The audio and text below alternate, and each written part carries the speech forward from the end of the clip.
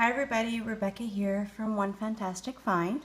I wanted to give you a quick preview of how I use my DIYFish inserts with a quick look at my Giglio Campagna medium in Apaca Red. I am currently showing this on a Franklin Covey planner stand that I got years ago from the Franklin Covey store. The planner has this little charm that I got from Yozo Craft, and it has this little leather piece that's right behind it. It says Best Wishes, which I thought was really cute. Plus, I have named this planner Miss Monroe after obvious reasons. But like I said, I'm not going to go over everything in the planner. I just want to give you an overview of the inserts, like I had mentioned before, from DIYFish, but a couple things that are different from the last time, or maybe you didn't catch it. But I do have an in case of emergency card that I made, or I had made, some lottery tickets that I haven't checked to see if I've won. Who knows? I might not. I might be a millionaire. Anyway, I got this from Corey. She has a Etsy shop, Philo Addicts. So if you are interested in having her make you one, feel free. By the way, my grandson, sweet baby James, is playing in the background, so we might hear some noise from him. And then the little dashboard opens up to the red flyleaf that comes with the planner for this particular model, and it has a black suede-like material on the opposite side. I belong to the Giglio Facebook group, so there's a photo a day, kind of not a contest, but a photo a day like upload, so I try to keep up with that. And then the dividers are made from Cute Organizing on Etsy as well. So since I've already talked about those, let's go straight to the DIYFish inserts. So I have a little today kind of marker. What I did was combine the two insert types that I purchased. I purchased the version 2 life mapping inserts, and I think it's version 2.1, or it could be version 2B. I can't for the life of me remember, but what I'll do is I'll put a link to it down below, which one I actually bought. So this is a combination of two different inserts. This one came from the 2.1 or 2B inserts, and what it is it's like a monthly overview with a calendar on the other side, and I'm going to show you that to you in a second. And what I've written out in this little monthly chart are things that I need to pay attention to or I need to track. So for example, at the top I have a mandatory vacation that I have to take, so I put it in pencil because I'm thinking of making it non-mandatory, and therefore I wouldn't have to take 2 weeks. So this might be a shorter vacation because I might move it to another week in the year. Then I have my bills. I mark them when they're paid. I fill them in when they're paid, and then put various markings to indicate when they're due. And then I have like my monthly chores listed down below, and as I complete them, I fill in the box. So not much done yet. It's only the 10th of March. I've got some time, but I better get a move on it because I'm going on vacation at the end, and I don't plan on being here.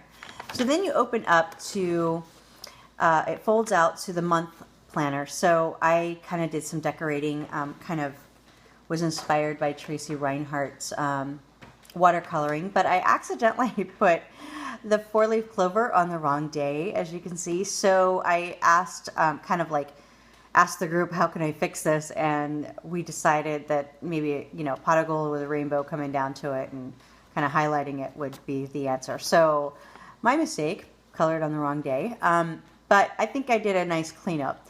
We have Ash Wednesday, a couple of other events, like I'm going to the California Planner Addicts meetup on the 15th, etc. And then I have the vacation marked at the bottom here as well. Then over on the middle section is where you'll find the rare butterflies inserts from DIYFish as well.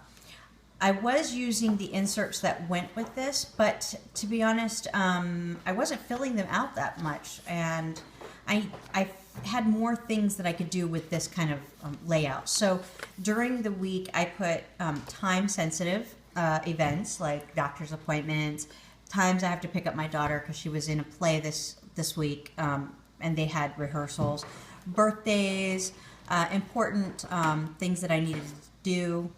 I put reminders of to-do lists over on this, well, it's a to-do list section.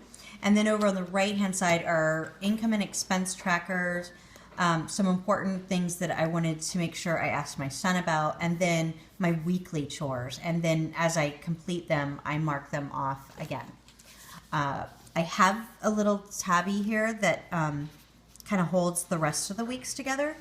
But just to give you an idea of what maybe my next week looks like before I've actually started working into it, I'll put reminders and to-dos over here, as well as those time-sensitive, birthday, things like that. And then important notes. This will still be my cleaning task calendar and my expenses, but I don't list them until I actually pay them. So this is all listed out, and as you can see in upcoming months, I put a reminder for a specific day to pay a bill.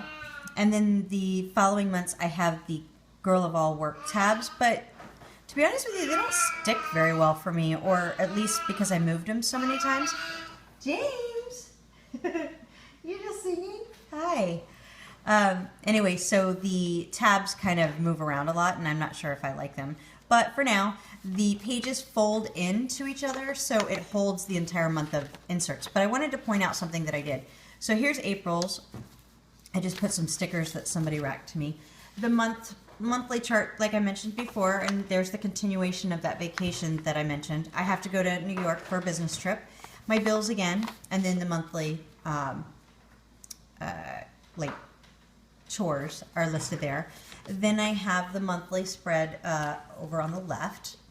Nothing much filled out. I don't have birthdays yet put in here. Or any events unless they're already scheduled.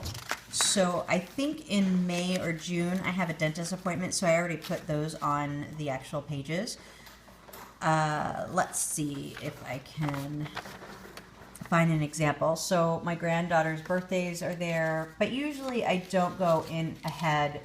I have a dentist appointment, etc. So anyway, so that is how I use the DIYFish inserts for the rare butterflies alongside the version 2 monthly fold out. I do like how it holds the months together and I don't have to have two separate groupings. Then for June and July, I don't, something I wanted to point out. In April, you'll notice that I changed the side of where the day is. So for example, before in March, the days are on the left side. I found that because it's so close to the rings, it was kind of hard to write in. So I switched the order and reprinted the entire, it was probably maybe 15 pages, I guess, complete total, pretty much 4 or 5 for each month. And I switched sides so that the days would be over here and the expense record and task checklist would be on the left. Much easier because I don't spend as much time on the left side as now that I've switched it, I shouldn't have to spend as much time on this side as I would on this side, so the rings won't get in the way. So I think somebody else showed it, and that's where I got the inspiration to do that on this particular. So I did that for May, June, and July, and July doesn't have any months because the rare butterfly version isn't available, or it's only available from January to June, and so I'm waiting for the July through December sections. The rest are the same setup. I haven't changed anything on that. Again, I think that pretty much covers the DIYFish inserts. So I have only half a year right now. I plan when the next set are available, I will add those in as well. And I do archive after every month. So I do not have January or December on my pages at the moment. So anyway, so I hope you enjoyed this overview of the DIYFish inserts, and if you have any questions, feel free to leave them below. Thanks. Bye guys.